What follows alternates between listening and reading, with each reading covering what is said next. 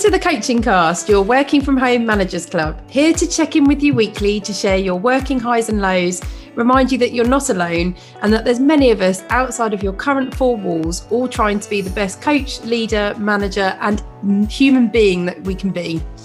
I'm Lisa, founder of Grip Corporate Coaching, personal performance coach, leader and chief eye roller when it comes to all nonsensical corporate mumbo jumbo which suffocates rather than advocates. And I'm Suzy, sales and business coach at Future You Business Coaching, currently taking on my hardest coaching assignment to date, parenting a toddler who doesn't take too kindly to being questioned.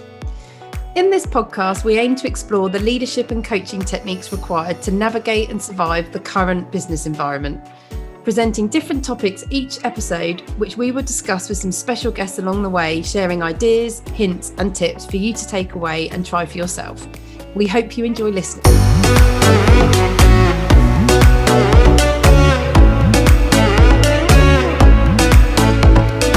We recently asked our Instagram followers what they wanted to hear us talk about on the Coaching Cast, and they voted for an episode focused on growing talent. So here it is. We will be discussing how to develop individuals, managing individuals who are underperforming as well as those who are high achievers, and sharing how to get the best out of your team to support their growth and success utilising coaching. Oh, and ever wondered about succession planning and how to nail it? We'll share our thoughts and ideas on how to put together the best plan for you and your business. Stay with us and enjoy.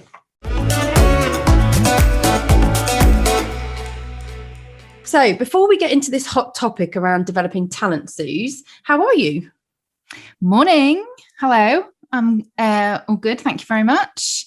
Had a busy couple of weeks. We obviously didn't do How Are You last week because we had the brilliant Rich on with us. We did. So we used as much time as we could in the episode allowance to focus on Rich, which was amazing.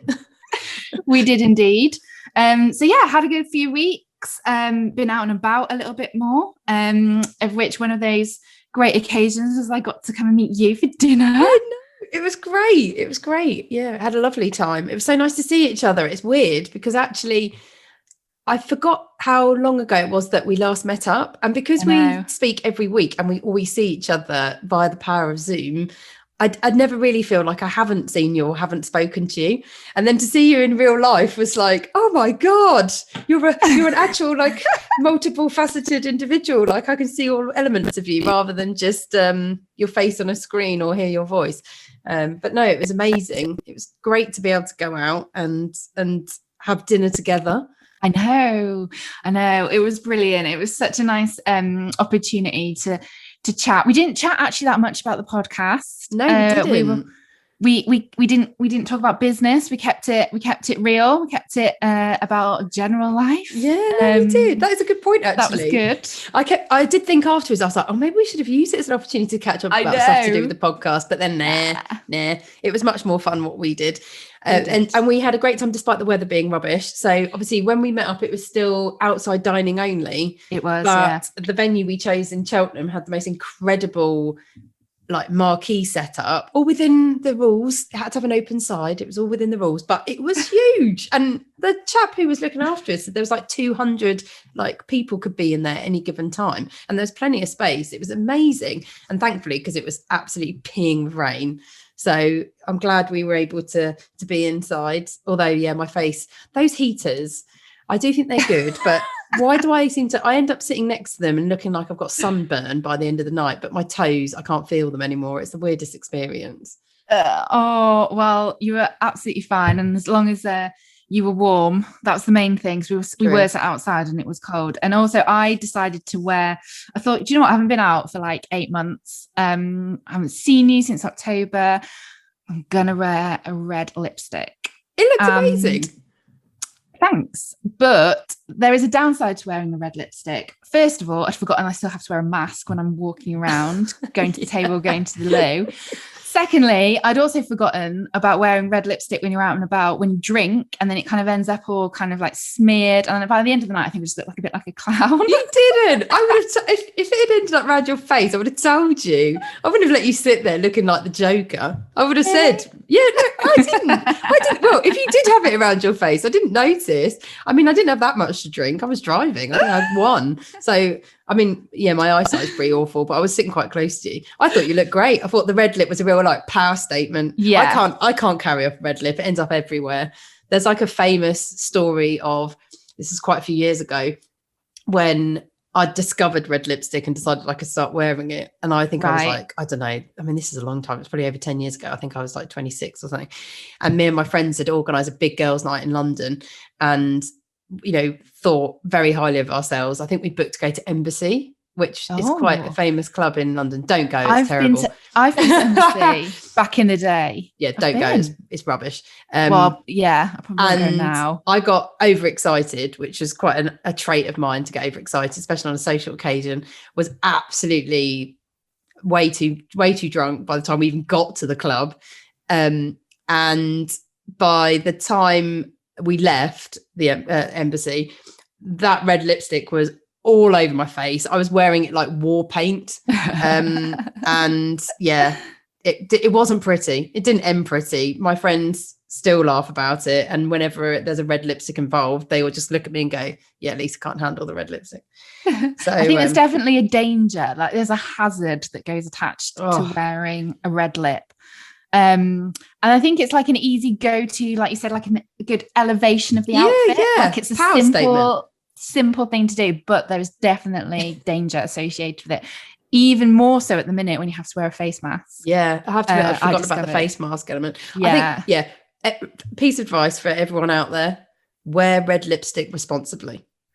Absolutely. So last year in 2020, Peakon, a leading employee engagement platform, conducted an employee engagement survey with 10 million employees across the globe to understand the current engagement climate during the aggressive stages of the COVID pandemic. The survey identified that the one engagement driver which did not improve was growth, based on the question, I feel that I'm growing professionally. Based on how the majority of organisations had to rapidly refocus on adjusting successfully to the impact of the pandemic, this is not necessarily surprising. However, I would say from experience, this particular engagement driver, I think, has always been a challenge for organisations, especially those that I've worked in. And it's usually the most sensitive one that doesn't always necessarily get voted that highly. So interestingly, as we opened the episode with, we shared that we conducted an Instagram poll recently, and our audience shared that growing talent was the key topic that they wanted us to discuss, clearly demonstrating that supporting others to develop is still very much a hot subject for many of us who lead people, and a challenge that we don't believe really ever changes. And that's not all that surprising.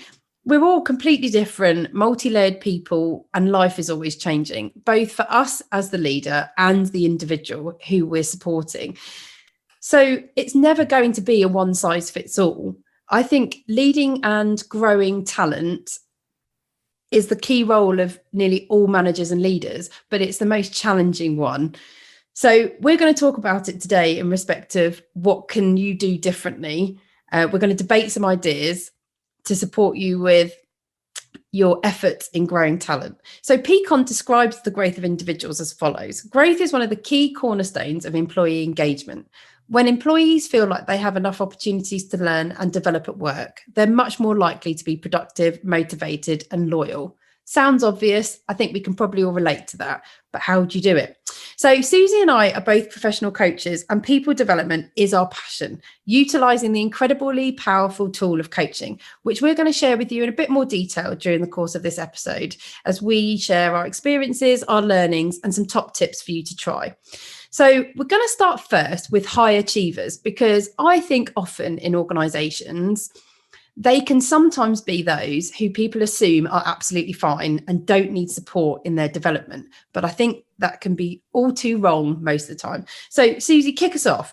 What's your recommended approach to develop high achieving team members? Yeah, so high achievers.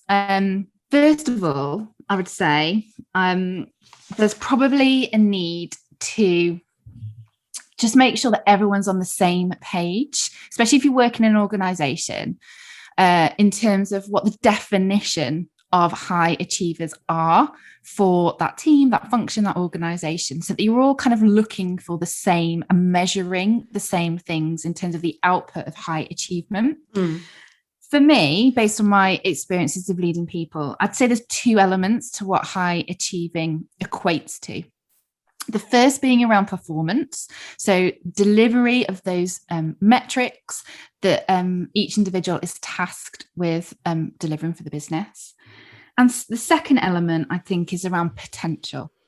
And a lot of people can get confused by what the term potential means and how they identify it, how they look at whether that person has got potential or not. And all I would say in trying to simplify it is potential is about having whether an individual has the power and also the attitude to want to develop into something else. So whether that's a leader in the organization, or whether that's a subject matter expert, or whether that's a high performing functional expert as well.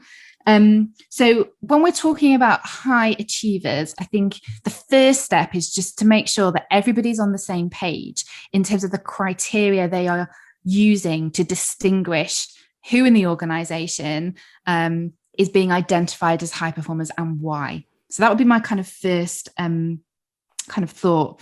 And I think you're right, what you just said there. There is a myth, I think, that exists, and I've definitely observed it, which is around, if you have high performance employees, as a manager, they require less work because, they're there, they're doing it, they're nailing it. But actually, that's not quite the case, I don't think, because I think actually if you've got a single individual or a team of high performers, they are brilliant, but they can also be very ambitious. They can be always looking for the next challenge, the way to grow and develop themselves. And so actually retaining them can be quite tricky as a manager. And actually, growing their capability, keeping them engaged becomes a kind of an ongoing requirement as somebody who's managing someone who's high performing. So I think this myth that you don't need to do much with these individuals and you kind of leave them to it, I think there's an element of that which is true, but I don't think that's the totality of how you should manage somebody who's a high performing individual. So to go back to your initial question, which was around my recommended approach to develop high achieving team members, I think for me, there's 5 quite practical ways that you can support and grow top performers. So the first one I would say is make sure you do appreciate them and you do show it. Because sometimes it can be quite easy that you just take that they are really good and you don't ever communicate that back to them and share that. And actually that everybody still needs that reinforcement, that feedback, that encouragement that they're doing a great job.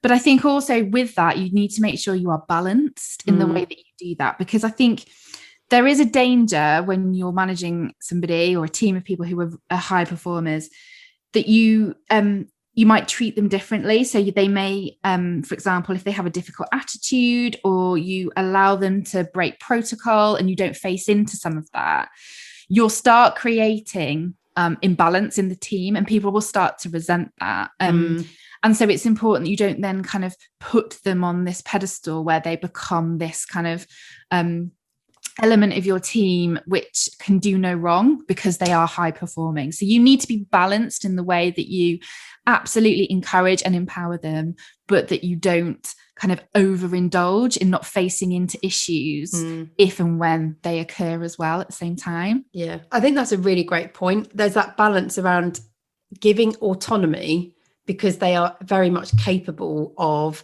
the responsibility and the ownership and taking accountability, but you don't stop challenging them in respect of their behaviours, their choices, and giving that feedback. So actually it comes back to the point we're going to talk a bit more about actually later in this season on feedback, which is actually it's being kind to give feedback and it's important to see it as a gift. And that's at any capability level. Actually, that giving feedback to a high performer is continuing to invest in them and their growth, which is really important. Yeah, no, it really is. And I think, you know, within that, spending that time, let's just take, for example, an individual. So has been identified as high performing and spending time with that individual as well through, you know, one-to-one conversations, learning about their goals and their career aspirations, and whether that's performance, I'd say, related, but also the way, especially if they're working towards a leadership role in terms of their future, how they treat others. Because actually the way you role model leadership behavior in that instance will be how they will, we've talked about this before on the podcast, will be how they will learn and grow their own capabilities in that particular area. And so I think it's important that you spend that time, you know, understanding them as well in a bit more detail, where they're aiming for, and help them to reach it, as well as acknowledging that they still have development areas, because everybody does. You know, nobody's a finished product. And I was thinking about this in respect, we call it personal development. The focus there is personal. Yeah. It's all about the individual. Yeah. And it's so important to always remember that and recognize it, and connect the development to the individual. So make it personal, dig deep, and like we always use the term, be curious, ask the questions, explore, and ensure that whatever plan of action is in place for that person is actually all about them and how it connects to the priorities of the organisation, so that the two grow together. Yeah, 100%. I think if you're a manager, you know, leading somebody who, like I said, is high achieving, you know, indulge in them in that particular moment in time. So what I mean by that is, you know, really get, like you said, get into the depths of where they're aiming for, what their aspirations are, where they're trying to get to, and really truly and fully understand that, so you can support them in getting there. And I think the other thing I would say, my kind of third piece is around, I know this is something that, Lisa, you are very passionate about and does apply to everybody, but I'd say even more so with a high achiever, is not micromanaging. Yeah.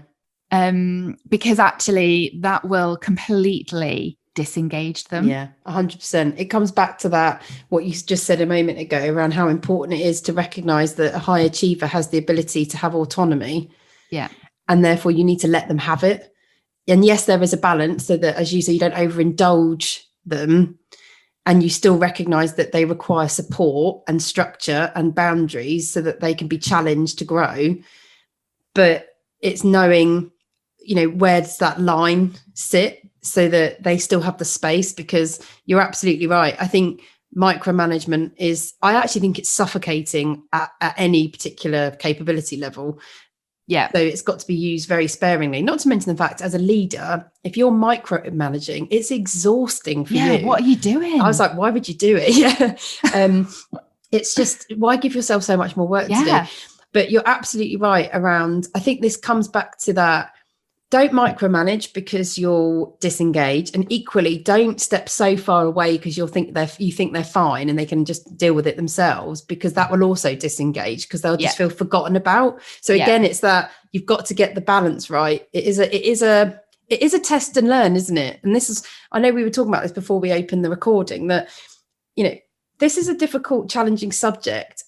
And so what we're not saying is we've got the perfect 100% formula, because personal development, as I said, is a personal thing. It's about the person. Everyone is completely different. And as a manager and a leader, all that you really can ever ensure you're doing is facilitating, directing, and influencing, because you're never completely in control of that other individual and what they choose to do. It's their choices. All you can do is ensure that you're doing everything you can to support. So in this instance, it's just being clear around, so what is your role in it, and how do you define that and manage it to better suit that other person? But it's going to be a test and learn, isn't it? Yeah.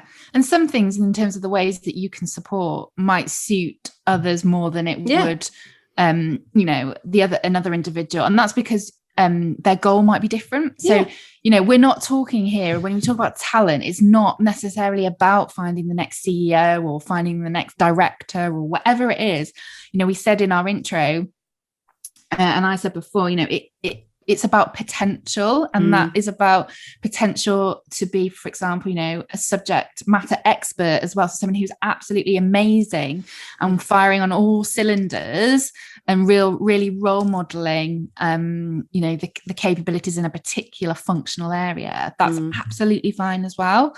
So I think linked to that, my last kind of couple of things I'd say in terms of that approach as around developing those high achieving team members would be also thinking about whether you can offer them a challenge to solve.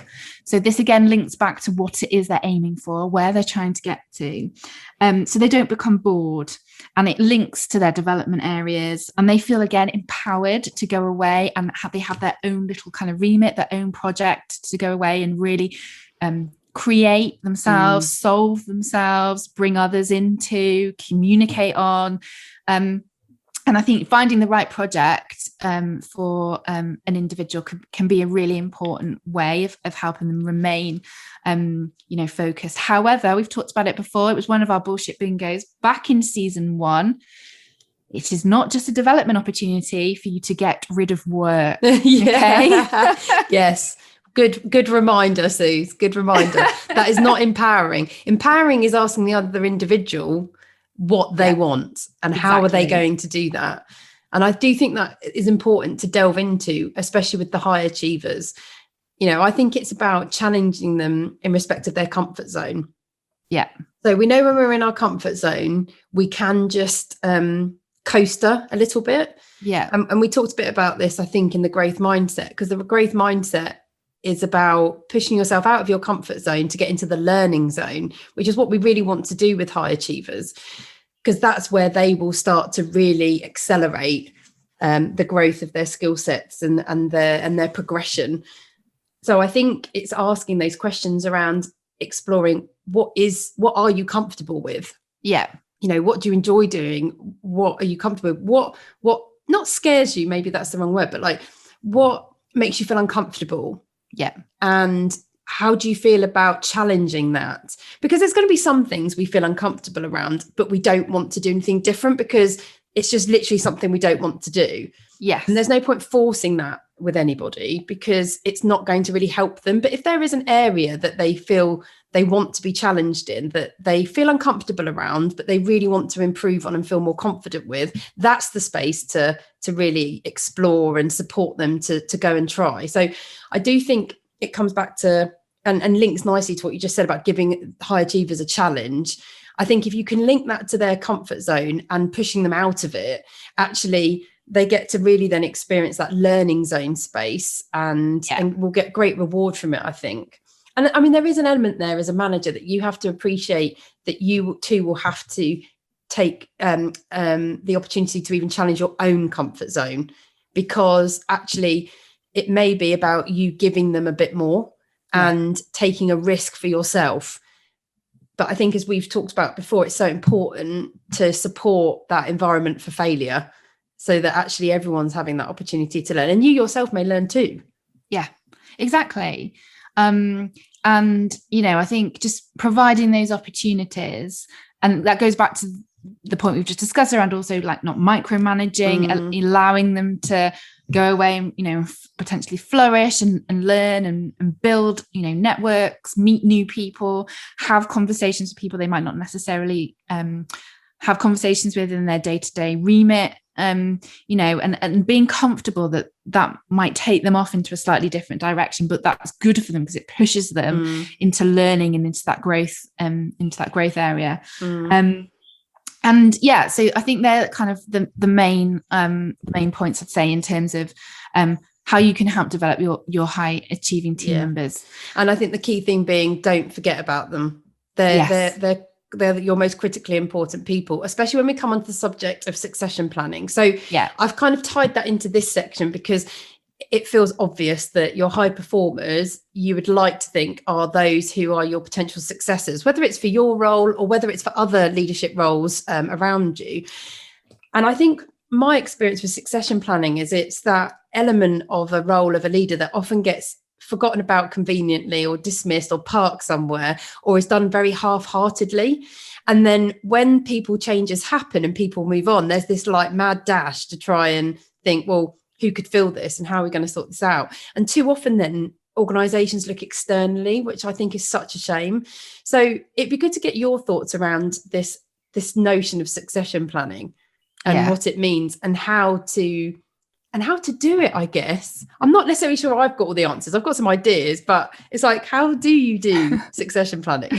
Well, I don't know if I have all the answers either, but I do have some experience in this area. And I have to say, I worked for somebody, a manager who was absolutely amazing at doing this. It was a lady called Hannah Norbury, and she was really, really good at making succession planning be at the forefront of us as a leadership team. And kind of always keeping it active and thinking those 2 steps ahead, because it is a ripple effect. Because if you move somebody to fill a role because somebody goes or leaves, retires, etc., there's then a subsequent ripple effect, so it kind of works down the line as well. But before I get into it, I think again it's worth probably just defining what we mean by a succession plan, because I know if you work in a big organization, you'll probably have an understanding of what that is and what the benefits are. But if you work for a smaller organization, it might not be something that's necessarily there and in practice. So for us, and my experience of a succession plan, is basically a strategy for passing on key roles within the business if anybody leaves, so that the business is still running smoothly. You have people in the pipeline that you focus on and kind of get ready to move into those critical roles, so that essentially the business doesn't come to a grinding halt because somebody leaves. Thanks for defining that. It's really helpful, Suze.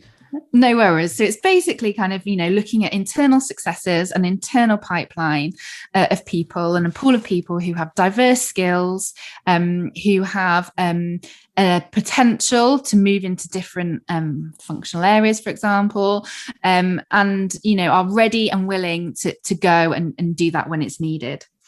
And I also think that the key thing is around your what we would call it, your talent management program would link into this as well. So again, for anybody who doesn't work in a big organization, your talent management program tends to be looking at the skill set that sits within your business. So what the things that as a business and the individuals and teams do really well, but also gaps where there might be, and how you utilize those skills, and who are the people that again are high performing and might then lead into those pool of people that sit within your succession planning. So hopefully I've kind of explained that well enough, but they essentially all link together. And what I would say in terms of, based on my experiences of building a succession plan, the first thing I'd say is be proactive, because the worst thing you can possibly do is be reactive, because then you're just trying to find people to go into roles, and that's not the right way and not the right premise of what a good succession plan is. It's about forward thinking and looking at those key roles and considering, what is the day-to-day impact of those roles? If somebody left, how would it impact the business operation? And actually, what are the skills required? And focusing it more on those skill sets. So that's the current skills and maybe future skills in terms of your ambitions for where that role needs to go, for example. But being proactive about that and spending some time as a leader to really think about, okay, what is my plan B if I need to pull it out one day and implement it? And I think I touched upon it before, but that ripple effect, so map out that ripple effect. So if you've got some key roles identified, you've got an idea maybe of who might go in and fill those, what is then the subsequent plan behind that for their roles, for the people who have moved, and mapping out that ripple effect and linking that back into individuals' career goals. And that's where the talent management program piece becomes really important, because you will have captured that through that process. And then some of the other things I've found work is having a development focus. So thinking about so let's take, for example, we've identified an individual, and we think they've got the performance and the potential capability to go into a more senior leadership role. Okay. Okay, well, how can we give them some experience to practice a little bit of that? Yeah. So thinking about, they may be able to be a mentor for somebody, and that might help them with their own leadership skills, such as coaching and facilitating those conversations. Putting them on a secondment. So it could be that they work in sales, but they want to go and understand a little bit more about research and development. So seconding them into research and development to learn about that functional area and build their knowledge. You could give them a trial run. So, if somebody goes off on holiday or on maternity cover, you might want to think about how you can move people around to gain those experiences whilst giving them the opportunity to learn in a safe environment and demonstrate some of their potential as well. And then the other thing I would say, based on my own experience, is something that falls off the radar a lot because you just get, as a leader, wrapped up in day-to-day life of running a team and delivering, etc. But it's really critical. And that's about thinking about your own successor and who that's going to be. Because a lot of the time when we're planning and being proactive and thinking about our succession plan, we don't include ourselves in it. Yeah. And it's critical that we do, because we might go and want to go and do something else. And do you know what? I think it actually pushes you yourself to think about where you might go next and to challenge yourself. And I think it is a bit of an uncomfortable area for some individuals because they find that a strange notion to want to replace themselves. But actually, it's recognizing this is about you also growing and moving on and getting and achieving more. And like you said, the ripple effect can go both ways. You can be pushed up if you yourself are thinking about your development, your progression, as well as go down in terms of if you were to move on, what does that mean for those who you lead and vice, and further down. And I think actually it comes back to that role modeling piece. If you're role modeling ambition and the want to learn, to grow, to do more, to be even better, others will see that and it creates that mirroring and other people will do the same. I know it's really interesting when you talk about this because I've experienced being a successor and being supported in my growth as part of the plan. Yeah. And the one thing I think that worked the best in my scenario, which really enabled me to grow and develop as quickly as I did, was the fact that my line manager treated me as if I was already in that role day to day. So yes, that was challenging in some respects because it was pushing me daily, but it supported me to act as if, which we talk about a lot in NLP, so neuro-linguistic programming, sorry about showing the acronym, is actually act as if you are doing it already, because eventually it will become habitual and you will be that individual over time. And I do think when it comes to growing talent, especially in respect of leadership and managing people, the more you give individuals the opportunity to try it on, you use that word like practice, and which I totally agree, the more you're giving them the opportunity to actually live and breathe it and to be able to adopt it quicker. Because I think we do see sometimes people take such a significant jump from leading themselves to suddenly leading people, and it is a massive shift. It's not something that happens that easily. And yet the more you have the opportunity to practice those skills and to have the opportunities to experience the scenarios and take on a bit of responsibility and accountability gradually over time, the more you will develop the skills a lot quicker. And I definitely think that was my experience in this particular organisation I'm thinking of, because actually by the time then an opportunity came for me to step up into the next level and to become a leader of managers, I was ready. And I felt capable to do it. And it meant actually not only did I secure the role and it was more guaranteed, but actually I was able to do it a lot quicker. I wasn't learning completely on the job, which was clearly a lot more seamless, a lot more efficient and effective for the organisation, as well as my experience and the experience of those that I was looking after. So I think it's really important. but really love how you've described that whole succession planning. And from your experience, it's got to be part of the leadership agenda and the culture that you're working in. So it's much more of a current, always proactive topic, not, as you said, a reactive one, which is so important. So we've talked about high performance and we've talked about the link to succession planning. So let's get into some of the more gritty stuff. Let's talk about those individuals who require further support. And I would say let's start with those who require support where we've identified that they want to be better. We are going to touch upon when you're dealing with an individual who doesn't display that willingness, that attitude that we're looking for, which is so important, because that is a slightly different situation and a little bit more challenging. So we'll start with the lower performers where there is a willingness to improve. So I think you touched upon it there, actually. You used the word support, and that is critical for these individuals. And I think when you identify an individual who needs some further support, it can be wrapped up into the term performance management. And that term, again, is a bit of a myth surrounding it, can create kind of thoughts around, termination of employment. This is really formal. Oh my goodness. It's an emotive word, isn't it? It's very emotive. A bit like the word feedback. Absolutely. We all move to the negative. 100%. But it doesn't have to be, because actually, just to kind of demystify it a little bit, there's normally around 4 to 5 steps in a performance management process from start to finish. And I would say, and in my experience, the first kind of 2 or 3 steps are very informal steps.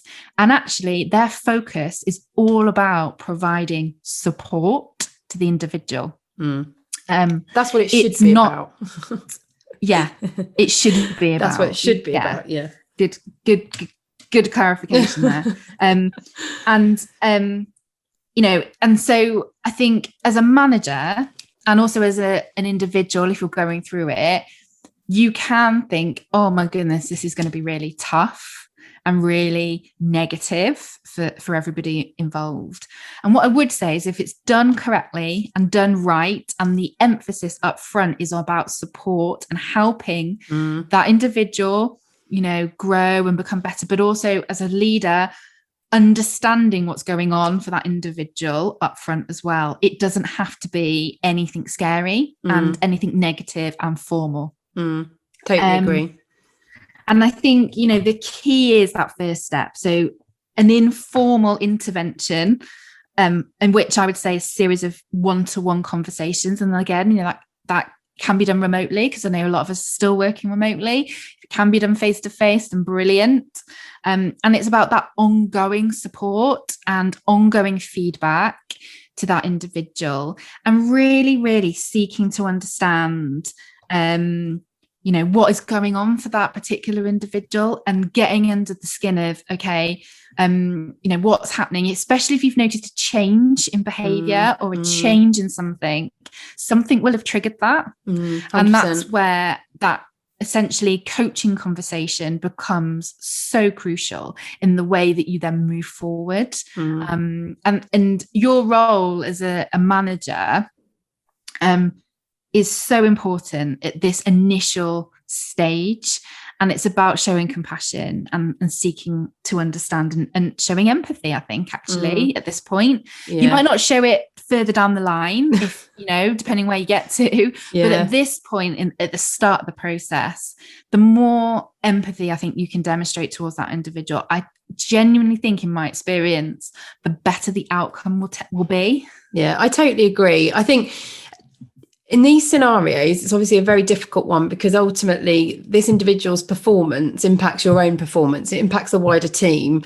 And if they are struggling, it will be potentially commenting on the whole team and yourself as well, inadvertently, because, they are one critical part of the whole piece. And in a team, it's about everybody together. So it can be really important just to, I think, in yourself, check in and manage your emotional state, because it's about, as you've said, I think just putting aside your frustrations for the moment, because you need to get under the skin of what's really going on. And it's so important to start there to then enable yourself with this individual to create the right plan of action going forwards. I think the emphasis on empowering individuals is exactly the same for a low performer as it is a high performer. That doesn't change, because, as I sort of said before, personal development is about the person, and one is getting to understand what is going to work for them, but two is putting the emphasis that actually they are accountable for their performance and they are in control of it. They have you to support them, absolutely. And I think having the knowledge that you're on their side and that you believe in them, I think that word believe and belief is really critical here, is going to be so much of a big contributor to what happens next. But they have to recognize it is down to them as well. Like, it's their choice what happens next, and they have to have a massive input into the plan to go forward with. So it's very clear that it is theirs to own, and it is down to the actions that they're going to take. Because I think also the other side to that is it's got to be realistic. You know, yes, you may want them to go from here to here, you know, as quickly as possible, but you too have to manage your expectations. So it is a bit of give and take, I think, at this stage. It is. So I think you asked that great question, like, what's going on for them right now? I think that is a great question to ask. And like, what's stopping them? Yeah.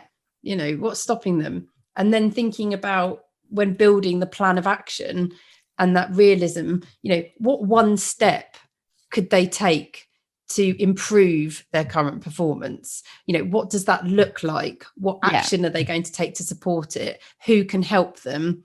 You know, and, you know, creating that plan with those types of sort of coaching questions. And I think as a manager as well, just making sure you have been clear around your expectation. 100%. And why you have that expectation. So there may be things.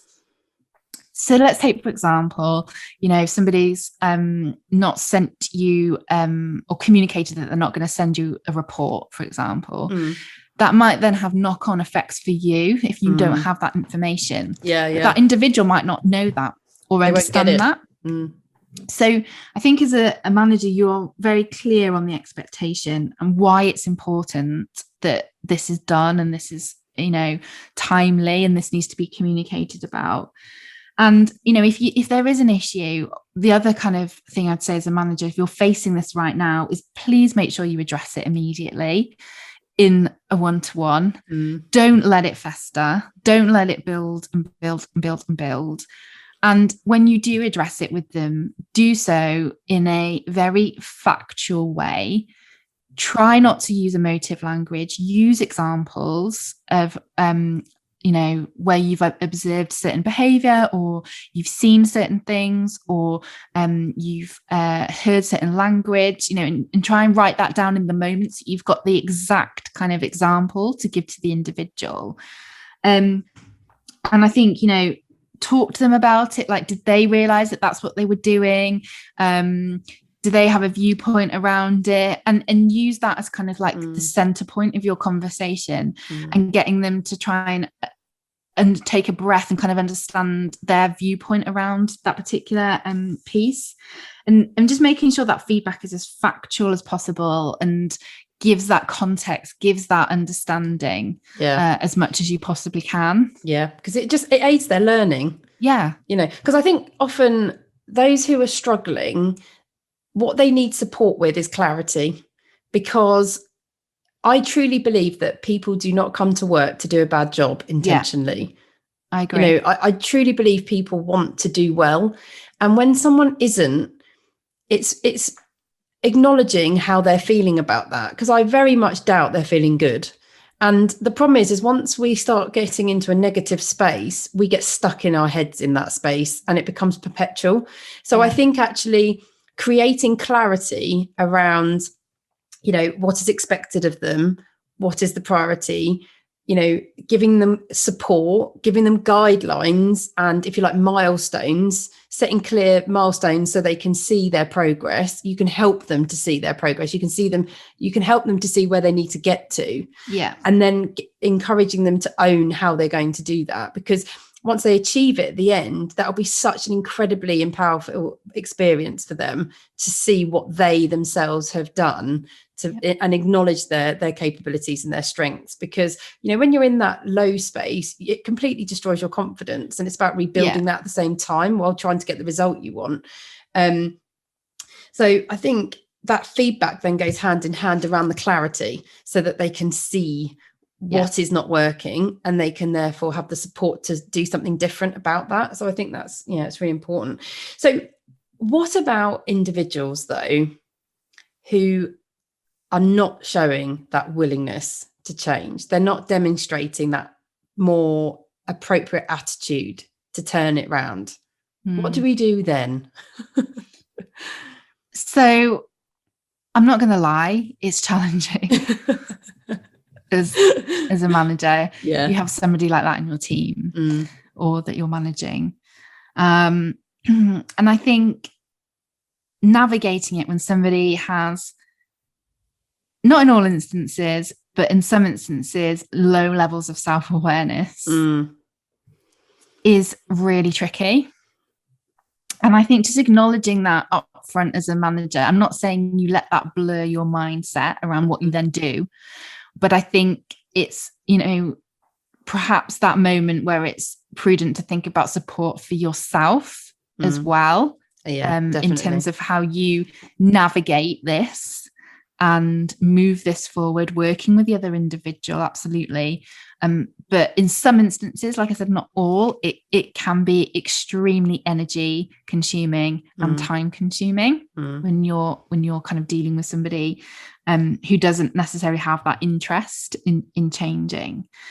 So based on my experience, I'd say there's probably a couple of things. So one is you really need to ask yourself the question around whether you have given that individual a chance to realign and work on themselves. Because if you have, brilliant, okay, there are then a subsequent kind of number of next steps. But if you haven't, and you're expecting that person, they're resisting improving or resisting taking action and moving forward with the plan that you've created, there's something still there. Yeah, something's missing. That's blocking them. Yeah. And I would say, actually, if that is the conclusion you've reached, honestly, it's returning to those points we've just talked about around managing lower performers. Yeah. And does that person, truly understand the importance of why they need to change and what they need to change for and how they're going to get there? And I think, if you feel that you have done that and you truly, have tried as much as you can, you've been empathetic, you've understood, then you patiently need to stand your ground. Yeah. And I think this is when you have to start, really utilising the resources within your organisation to put steps in place that show there are consequences to the decisions this individual's making.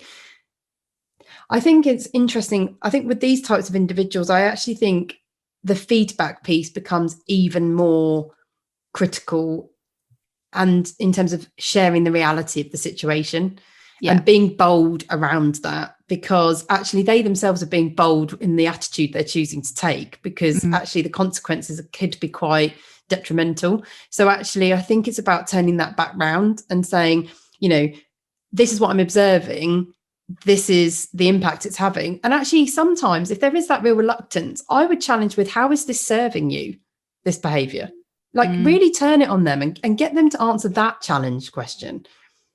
And I think just to build on the feedback piece is thinking about gaining feedback from people who aren't just necessarily kind of you as their manager. That's a really good point. Yeah.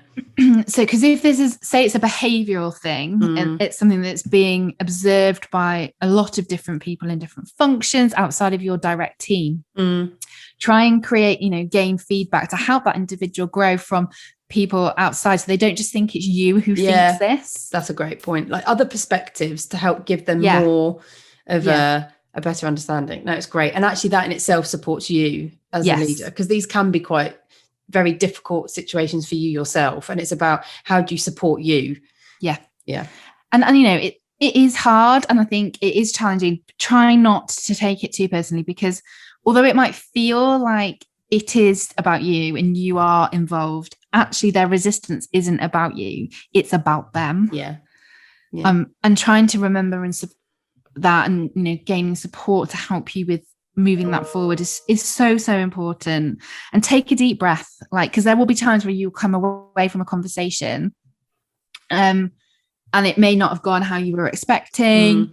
It's gone in a slightly different direction, things have got emotional, you know, and that is tough on a manager as well, because you know, you're a manager, so you care about people. Otherwise you probably wouldn't be in that role. So exactly. No, totally. It's hard to not then take it on board yourself. Take a deep breath. Good tip.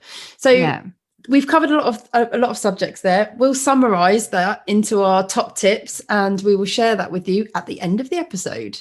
Thanks, Suze. Great conversation. Now time for this week's listener question. This is where you, the listener, send us your workplace dilemmas or questions, and we try and answer them and offer some suggestions. Our question this week is from Chris in Sheffield. Hi, Suzy. Hi, Lisa. Great podcast.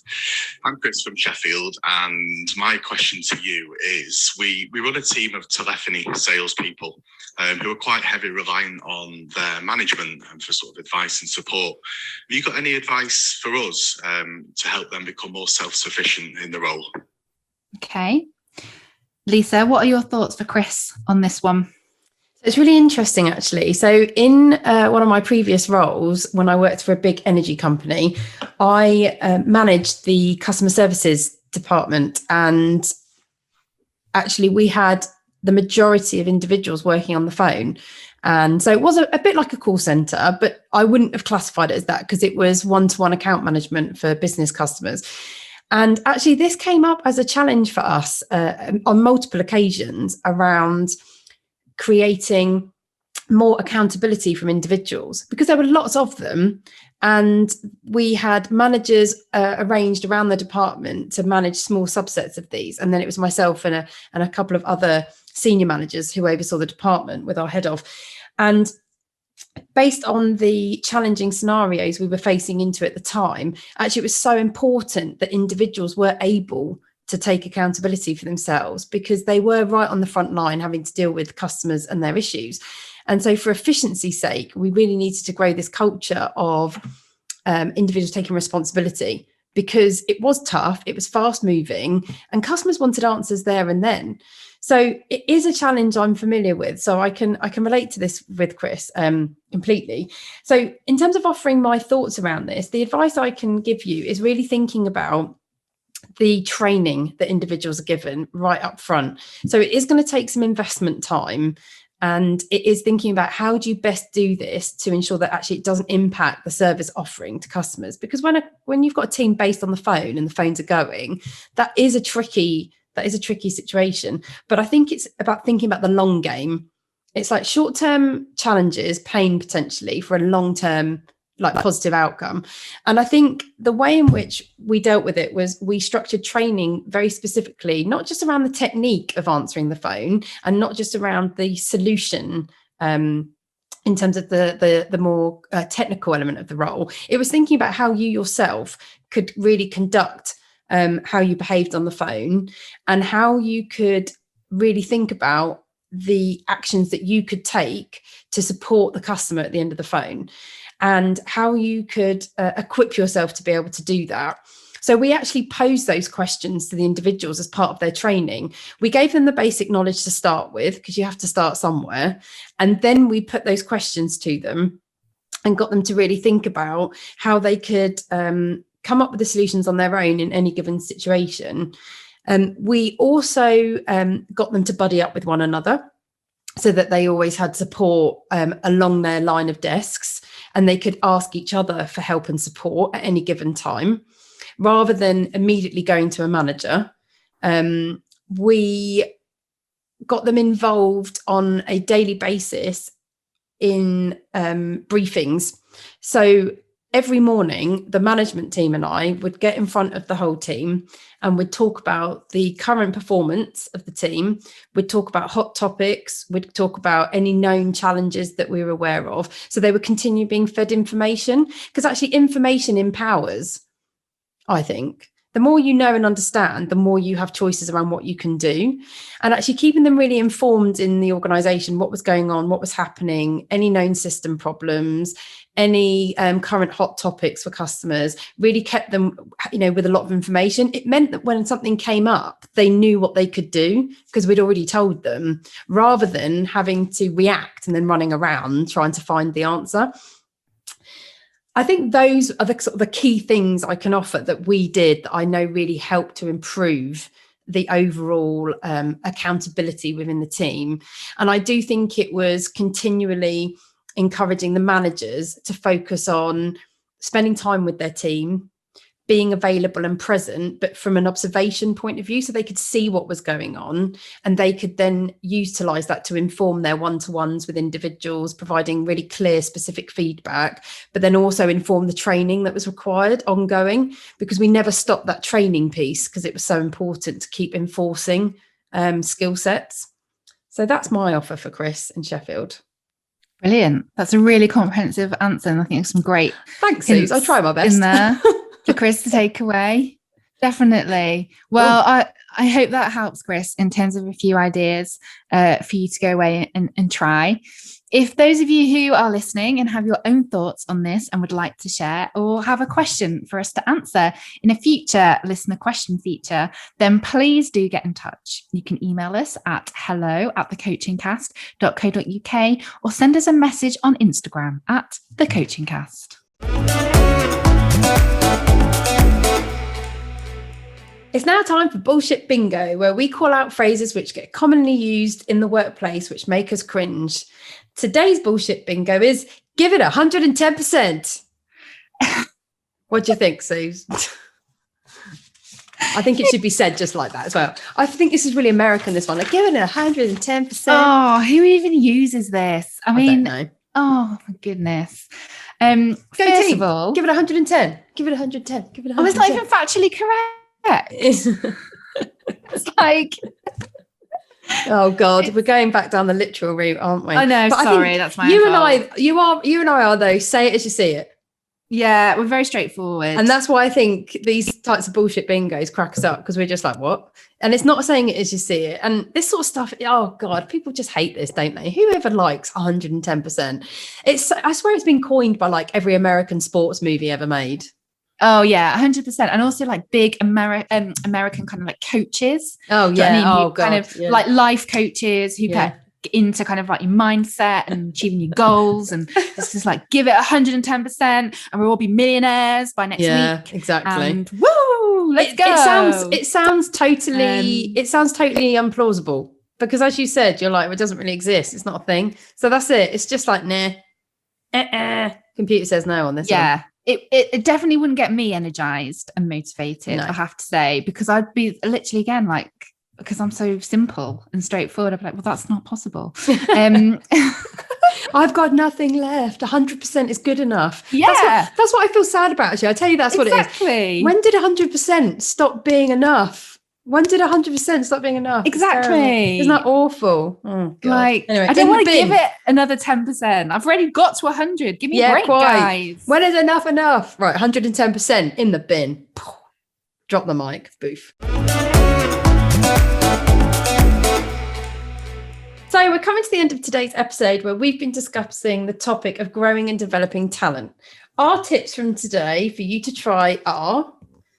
Look at this condensed on the board. I've written loads on it.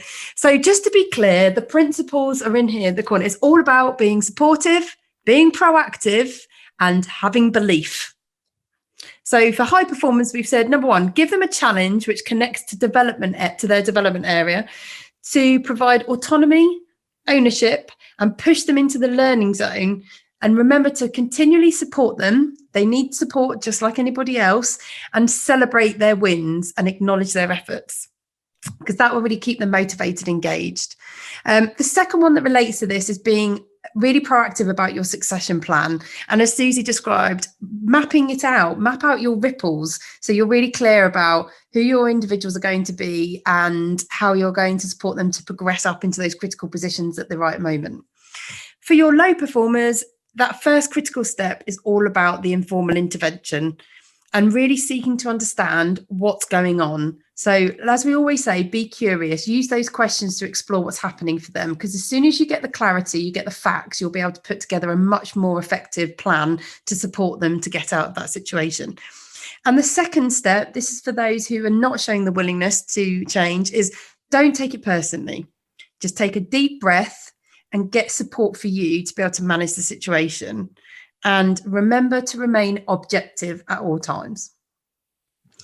As well as the top tips, we've got some coaching questions to support you. So for your high achievers, to really get them thinking about their comfort zone and getting themselves challenged in their learning zone, ask them, what makes you feel uncomfortable? What could you do to enable you to be one step closer to feeling comfortable in this area? And the second step of that is, what would this give you? So really get them to focus on the outcomes they're wanting to achieve. For the lower performers, ask the question, what is happening for you right now? Secondly, how is choosing to behave this way servicing you? And that's probably the question for some of your more challenging individuals who are not showing that willingness to learn and might not be showing that self-awareness to change. And then some questions for yourself. What can you do differently to influence the change you want to see in others? And secondly, what will taking this action achieve? And critically, for whom? And I think ask that question to see, actually, are you taking the right approach to actually benefit others? Because actually supporting other people will support you as well in the long term. So we hope you enjoyed today and have some new ideas to take away and try for yourselves. If you have any questions, thoughts or feedback, we'd love to hear from you. You can contact us at hello@thecoachingcast.co.uk, or you can find us on Instagram at thecoachingcast. Your support means everything. Therefore, if you like what you've heard, then give us a follow on Instagram at The Coaching Cast. Leave us a review on Apple or Google Podcasts. And most importantly, subscribe to future episodes wherever you listen to your podcasts, and also on YouTube by searching The Coaching Cast. So we're really excited to announce that rapper, author, podcaster and entrepreneur Suzy will be joining us next week to share his entrepreneurial journey and how he has established his own brand over the last 10 years. Very excited. He's too cool. He's too cool for me. So this is going to be probably a really embarrassing episode for me. I'm just going to shut up. I know, he's too cool for both of us, I think. Well, this hopefully will elevate our status. So really look forward to meeting Suzy.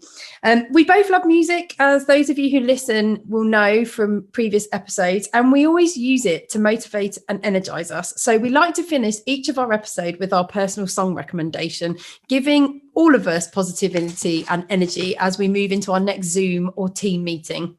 My choice this week is Unfinished Sympathy by Massive Attack. I love this song. So I really hope you go off and listen and enjoy it. Thanks so much for listening on this week's episode. Have a great week. And remember, you've got this.